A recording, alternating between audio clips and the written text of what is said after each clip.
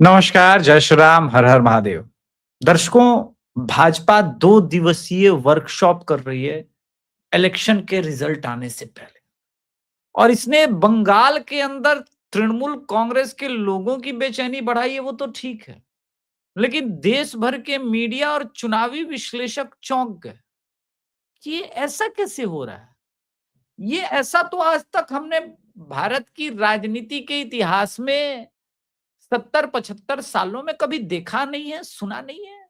चुनाव खत्म, अब अपने हर एक विधानसभा के 5-6 कार्यकर्ताओं को बुला करके वर्कशॉप ट्रेनिंग दी जा रही है। भूपेंद्र यादव दे रहे हैं, सुनील बंसल उसमें हैं और बंगाल के जो बड़े नेता हैं, वो भी उसमें और अपने कार्यकर्ताओं के साथ 2 दिनों का ट्रेनिंग सेशन करा रहे। मैंने भी पहली बार सुना तो आश्चर्य हुआ, बोला ये क्या? किंतु फिर मुझे याद आया कि ये बात तो लगातार अभिषेक तिवारी शो पर उठती रही है कि भाई चुनाव में पश्चिम बंगाल के अंदर ईवीएम काउंटिंग सेंटर तक पर धांधली हुई थी पिछली बार। ऐसी 64 सीटें जहां पे काउंटिंग एजेंट तक को, भाजपा के काउंटिंग एजेंट तक को सुबह 10 बजे तक भगा दिया गया था और वहां 10:30 बजे 11 बजते बजते टीएमसी चुनाव जीत गई थी। ये तो आपको याद होगा। भाजपा के बंगाल यूनिट के कई बड़े नेताओं का मानना है कि 2021 में भी हम 120-25 सीट पर थे, जीतने के कंडीशन पर थे। लेकिन ये जो ईवीएम पर अच्छे ढंग से काउंटिंग हम नहीं करवा पाए, हमारे पास काउंटिंग एजेंट तक नहीं थे, उनको भगा दिया गया। तो ऐसी सिचुएशन से निपटने के लिए बीजेपी ने ये रणनीति तैयार की। इसके अंदर संघ के कार्यकर्ता भी हैं, बाहर के भी लोग रहेंगे, ताकि काउंटिंग सेंटर पर वो दबंगई ना चले, वो चीजें ना चले। इसीलिए आपको ये ट्रेनिंग सेशन देखने को मिल रहा है। मैं सोच रहा था कि भाई इतना लंबा टाइम ले लिया है चुनाव आयोग ने रिजल्ट देने में, संडे को भी तो दे सकते थे, कहां से देंगे? संडे कल है और कल 15 बूथ पर फिर से वोट डाले जाने हैं। धांधली की शिकायतों के बाद इलेक्शन कमीशन ने ये निर्णय ले लिया है, ठीक है। अब आप बताइए, 1 मई की न्यूज़ है, मतलब 2 मई को ये वोटिंग होनी है, ठीक है। अब आप बताइए कि पहले 15 बूथ पर होगा, फिर अभी 15 बूथ और स्कैनिंग में है, तो हो सकता है 3 तारीख को भी वोटिंग कहीं कराना पड़े। तो इससे समझ में आता है कि ममता बनर्जी और टीएमसी क्यों घबराई है, क्यों उन्हें कुछ समझ में नहीं आ रहा है कि चल क्या रहा है। और आपको मैं आश्चर्य की एक बात बताऊं, एक जाना माना टीएमसी का कैडर और जो लोग कहते हैं उससे मेरी बात हो रही थी, उसने बोला कि अभिषेक जी बहुत निराशा है। अगर ममता बनर्जी उस दिन 4 घंटे के लिए स्ट्रांग रूम में नहीं जाती तो कैडर और भी निराश होता। मैंने बोला लेकिन मिल क्या गया, सीसीटीवी सामने था, वो स्ट्रांग रूम में घुस करके 4 घंटे बैठी रही।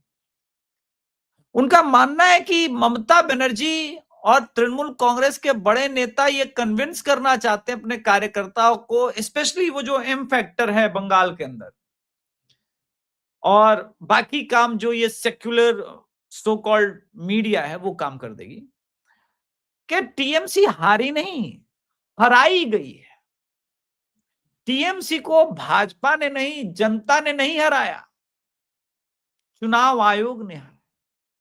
और पूरे इलेक्शन प्रोसेस पर एक सवाल, प्रश्न चिन्ह खड़ा कर दिया जाए और देश में उसके बाद जो माहौल बनेगा, जो उसके कंसिक्वेंसेस होंगे, उसके जो दुष्परिणाम होंगे, देखिए कितने आश्चर्य की बात है मित्रों।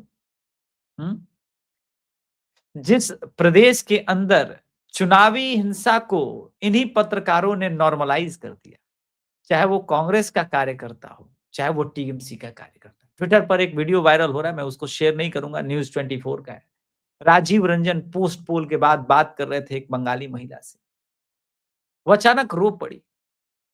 बोला मेरी बहन लोग गई है वोट करने, वो बीजेपी को वोट करेगी। तो बोले कि आप बीजेपी के? बोले नहीं, मैं तो लेफ्ट की कार्यकर्ता थी। मेरे भाई को तृणमूल कांग्रेस वालों ने मार दिया। इसी प्रकार से आपने देखा कि वर्धमान में किस प्रकार से कांग्रेस कार्यकर्ता की हत्या हो गई। इन बेशर्म पत्रकारों से कोई पूछे कि लेफ्ट के कार्यकर्ता हो या कांग्रेस के कार्यकर्ता, क्या ये मनुष्य नहीं थे? इनके जीवन का कोई मूल्य नहीं है। अलग विचारधारा है तो आप मार देंगे। इनके परिवार में पति, पत्नी, बच्चा, भाई, बाबूजी नहीं होते। कितना असंवेदनशील हो चुके हो तुम, सिर्फ इस वजह से तुम्हें लगता है कि चलो ज्यादा कार्यकर्ता जो है पोस्ट पोल हिंसा में भाजपा के मारे, लेफ्ट का कम मारा गया, कांग्रेस का कम मारा गया। अभी अधीर रंजन चौधरी एक वीडियो दिखा रहे थे बहरामपुर का, कि इस संदेह में, उसमें मुसलमानों की बहुत बड़ी संख्या है, कि इस संदेह में कि वहां के कुछ वोटर ने कांग्रेस को वोट किया, उनकी पानी का पाइपलाइन काट दिया। इसलिए ये ट्रेनिंग दी जा रही है, क्योंकि आप जिस शक्तियों से लड़ रहे हो उनके अंदर दानवीय मायावी शक्तियां। आपने रामायण एपिसोड देखा होगा, लंका कांड, उसमें प्रभु श्री रामचंद्र जी की और रावण के सेना के बीच जब लड़ाई हो रही थी, तो एक है ना, एक धर्म रथ पे बैठा, एक पाप रथ पे बैठा, दो महाबली, दो महारथी संग्राम करते हैं, अंतिम चरण में युद्ध रावण राम करते हैं। तो जब राक्षसी सेना का आता होगा तो आप देखते होंगे कि वो माया रचते थे। तो यहां माया रची जाती है। तो माया को काटने के लिए आपको दिव्यास्त्र का संधान करना होता है, और आपके पास कोई विकल्प नहीं है। और भाजपा अगर अपने दिव्यास्त्रों का संधान कर रही है तो लोग कह रहे हैं कि अरे रे रे, ये तो फेयर चुनाव नहीं हो रहा है, क्या करे भाजपा? तो ये 2 दिवसीय वर्कशॉप इसी कारण चल रहा है, और ये बहुत इंपॉर्टेंट है। एक पोल मित्रा है जो पश्चिम बंगाल के ही है, और इन्होंने अपने ओपिनियन पोल और एग्जिट पोल के बीच एक यू टर्न मारा है। 18 मार्च को इन्होंने अपना ओपिनियन पोल दिया था, जिसमें भाजपा को 135 और टीएमसी को 130 से 143 का नंबर दिया था। भाजपा को आगे बताया था 18 मार्च को, यानी वोटिंग से 1 महीने पहले। अब इनका एग्जिट पोल आया है, ये बीजेपी को 49%, 179 टू 189, और टीएमसी को 98 टू 100। लेकिन पोल मित्रा जी का मैंने आपको पता है ये दिखाया क्यों? क्योंकि बंगाल के संदर्भ में जो इन्होंने वोट शेयर दिखाया है वो इंपॉर्टेंट है। ठीक है, बंगाल को लेकर के, ये तो केरला का उनका है, मैं बंगाल वाला लेकर के आ रहा हूं। राइट, ये कह रहे हैं कि भाजपा 45 टू 46% वोट शेयर है, और टीएमसी 35 टू 40% वोट शेयर है। आपको याद होगा कि अभिषेक तिवारी शो पिछले 4 महीने से एक बात बोल रहा था कि टीएमसी के पास जेन्युइन वोट जो है एसआईआर के बाद, और ये सारी चीजें अगर हो जाए कंप्लीट, अगर छापा वोटिंग ना पड़े, सब कुछ ना हो, जेन्युइन वोट, वो 38-39% से ऊपर हो ही नहीं सकता। वो है ही नहीं उतना बड़ा नंबर। और ये पोल मित्रा के एग्जिट पोल में आ, साफ झलकता है। अब बात इतनी सी है कि भाई आप माने क्यों माने, नहीं माने, लेकिन आप देखिए कि घमंड कैसा भी हो, चूर चूर होता है।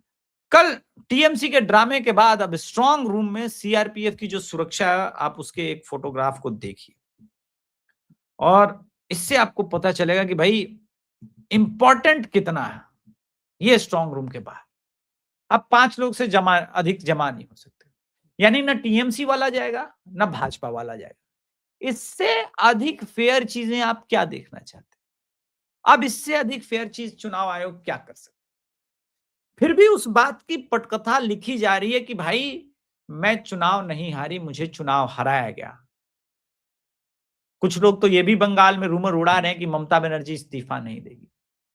मैं कहता हूं शुभकामनाएं, अगर ऐसा कुछ है तो वो ना दें इस्तीफा, चुनाव हो जाए, रिजल्ट आ जाए, वो ना दें। किसी ने रोका तो नहीं है।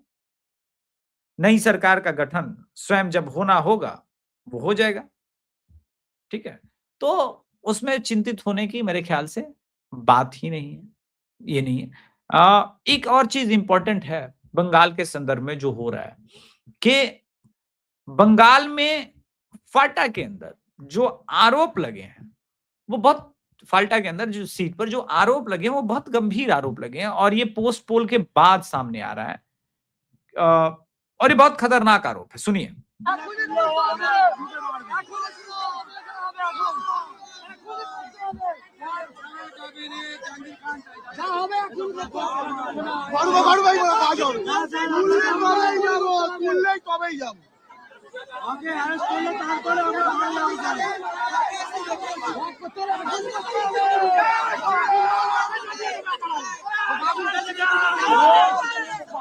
क्या आप भीड़ देख रहे हैं? इसके अंदर इतनी हिम्मत कैसे आ गई कि जहांगीर खान के विरुद्ध ये खड़े होकर के कह रहे हैं कि हमको वोट देने नहीं दिया जा रहा, हमको धमकाया जा रहा है रीपोलिंग बूथ से पहले। और टीएमसी के गुंडों के बारे में कहा जा रहा है कि ये कई बार अलग-अलग घरों में जाकर के धमका रहे हैं, थ्रेट कर रहे हैं, ठीक है? और कह रहे हैं कि वोट नहीं करने जाना है। बीजेपी के लोग भी वहां पे मौजूद थे और ये पहली बार दिख रहा है, 2021 में ये नहीं दिखा था। तो ये जो आरोप लगे हैं इसको लेकर के खतरनाक आरोप है और इसको रिपब्लिक बांग्ला ने कवर किया है। ऐसा नहीं कि मैं सिर्फ वीडियो दिखा करके चला जा रहा हूं, रिपब्लिक बांग्ला ने भी इसको कवर किया, इस पूरे न्यूज को। वो मैं दिखा देता हूं, ठीक है? तो ये अपने आप में एक एक बड़ी बात है कि भाई ऐसा हो रहा है, ये नहीं होना चाहिए था, बट अब क्या कर सकते हैं, ठीक है?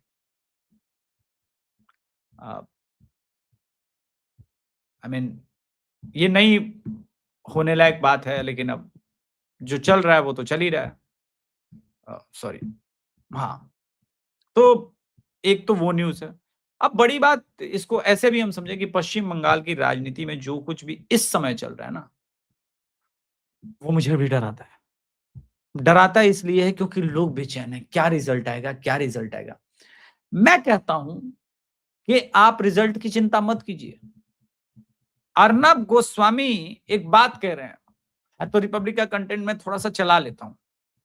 जो लोग एग्जिट पोल कर रहे हैं या फिर भ्रम फैला रहे हैं एग्जिट पोल के ऊपर, वो कह रहे हैं दुबई में बैठ के लोग एग्जिट पोल करेंगे। नतीजे ऐसे हैं दोस्तों, ऐसे नतीजे हैं कि दुबई वाले पोल वाले इस बार भारत नहीं आए, क्योंकि दुबई में बैठ के एक आदमी है जो एग्जिट पोल खेलते हैं। अब ये बात मैं अर्नब गोस्वामी जी फिर से कहता हूं, मानने को मन करता है। यार ये पत्रकार अलग है। मैं एक बात बताऊं, ये लीक से ऊपर उठ गया है पत्रकार इस देश में। मैं जब सब लोग अर्नब गोस्वामी जी को ट्रोल कर रहे थे वो अमरावती वाले मुद्दे को लेकर के, तब भी मैंने कहा था कि नहीं, ऐसा आप लोग मत कीजिए। वैसा आप लोग इसलिए मत कीजिए क्योंकि इस तरह का पत्रकार और ये लोग बहुत बहुत अलग तरह के हैं। ये लोग कभी कभी आते हैं। अभी जब वोट हो रहा है डायमंड हार्बर के अंदर, मैं आपको एक इमेज दिखाता हूं, आप लोग का मन खुश हो जाएगा। सेकेंड फेज ये उस बूथ पर रीपोल हो रहा है, ठीक है? थोड़ा इस पे देखिए।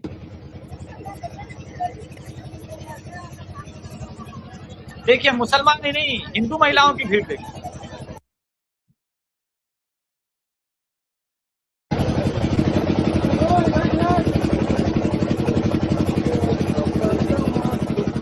मुझे नहीं पता कि रिजल्ट क्या आएगा, मैं मानता हूं, लेकिन आप ये देखिए कि जो आप लोग रिजल्ट पहले अभी ये डायमंड हार्बर के बूथ पर रीपोलिंग हो रही है। आप सोचिए दोस्तों कि जहां पर रीपोलिंग के समय सिर्फ आपको एक ही कौम के लोग नजर आते थे, दिखते थे, वहां हिंदू महिलाएं बहुतायत में है। और डायमंड हार्बर सीट तो भाई टीएमसी की गढ़ है। मैं मानने को तैयार नहीं हूं, अभी भी कुछ भी हो जाए, कि भाई यहाँ पे डायमंड हार्बर जैसी सीट हार सकती है। अगर डायमंड हार्बर जैसी सीट भविष्य में हार गई, ठीक है, तो आप समझ जाइए कि भाई बंगाल में लोकसभा 2029 के पहले बहुत बड़ा परिवर्तन हो जाए। आधे वो फिल्म का संवाद सुना होगा कि आधे इधर जाओ, आधे उधर जाओ, बाकी मेरे पीछे हो, वो स्थिति हो जाएगी, बचेगा नहीं, ठीक है। और अंडरस्टैंडेबली जिस प्रकार से जनता सामने आ रही है, ये लोग जो कह रहे हैं ना कि डर का माहौल खत्म हुआ है बंगाल में, ये तो आपको मानना पड़ेगा। वो ये नहीं बता रहे कि किसको वोट किया, लेकिन डर का माहौल खत्म है। कब आज कितने बजे उठी? आज माने 6 बजे पहले भी हुआ था, पहले लगा था कि दोबारा करना पड़ेगा वोट? ना এটা ভাবতে পারছিলাম না। तो आप देखिए कि we have no reasons to fear, पहले भी ये वोटिंग हुई थी।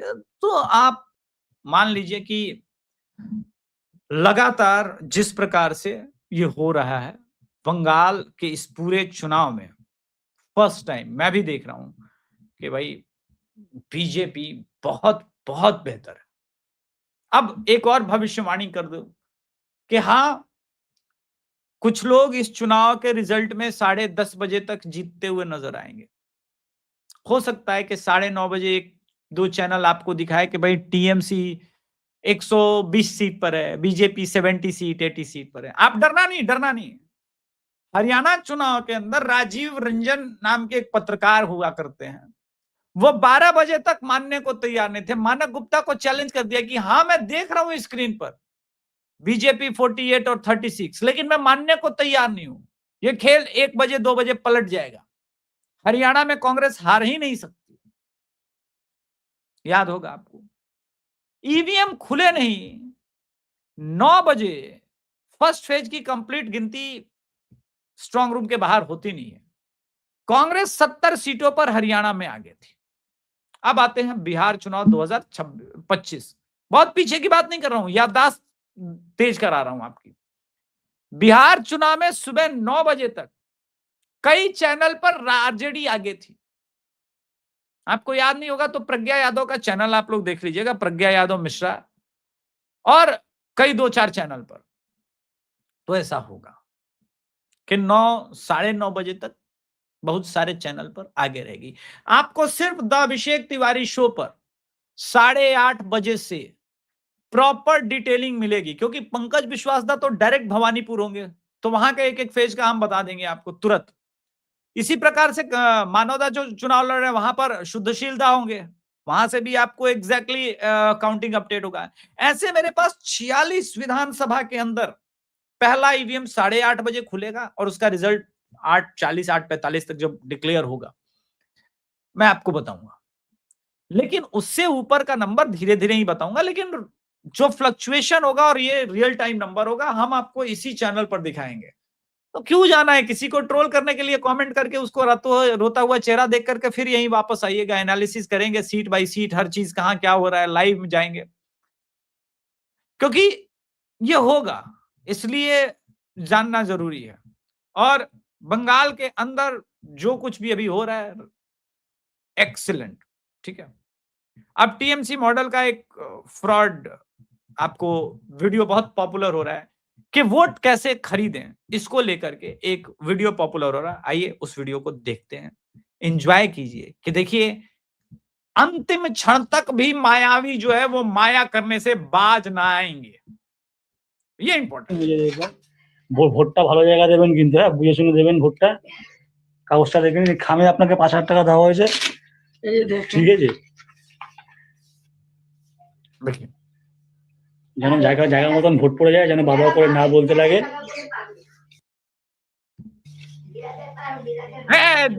টিএমসি পার্টি থেকে স্লিপ চলে এসছে 29 তারিখে। মাথা ঠান্ডা করে, দেখতেই পাচ্ছেন, মাথা ঠান্ডা করে ভোট দেবেন। माथा ठंडा करें वोट देवें, ठीक है भाई।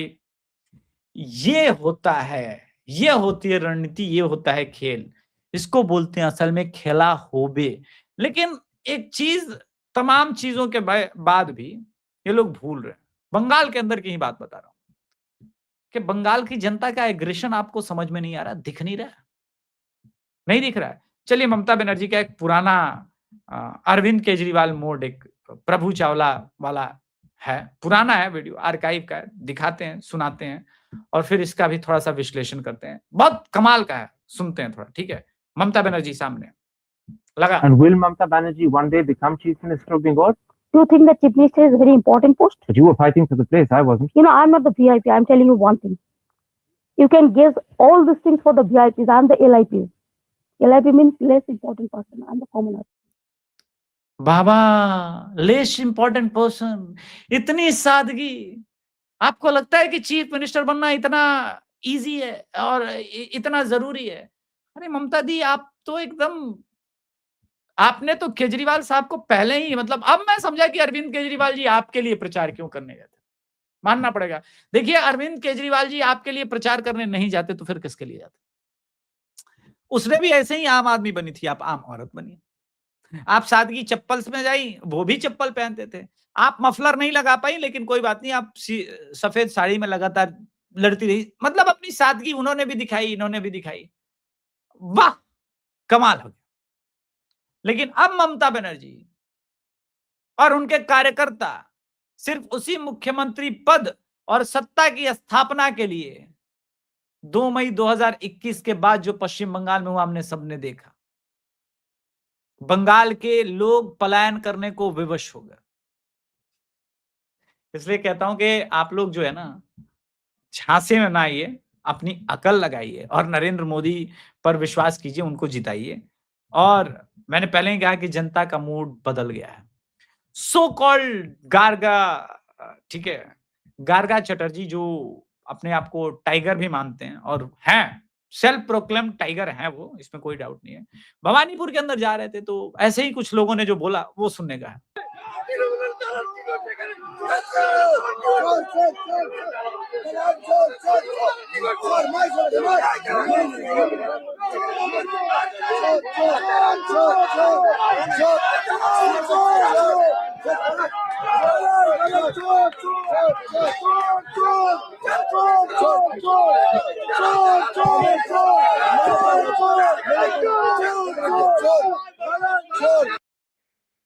दादा, अगर ये अर्धसैनिक बल न होते तो क्या होता, क्या होता?